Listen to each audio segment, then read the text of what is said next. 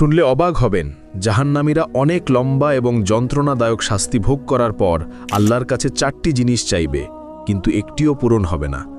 প্রথম আবদার, তারা বলবে, হে আল্লাহ, আমাদের এখান থেকে বের করে দিন, আমরা আর গুনাহ করব না।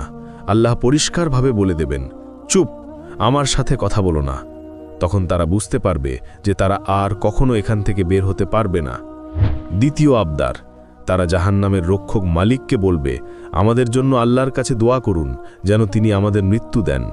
মালিক সঙ্গে সঙ্গে উত্তর দেবেন না, 1000 বছর পর বলবেন, তোমরা এখানেই চিরকাল পড়ে থাকো। তৃতীয় আবদার, তারা শাস্তিদাতা ফেরেশতাদের বলবে, অন্তত একদিনের জন্য আমাদের শাস্তি হালকা করে দিন। ফেরেশতারা বলবেন, তোমাদের কাছে কি স্পষ্ট পথ নির্দেশ নিয়ে রাসূলেরা আসেননি? তারা বলবে, হ্যাঁ। ফেরেশতারা তখন বলবেন, তাহলে এখন নিজেরাই প্রার্থনা করো। চতুর্থ আবদার, তারা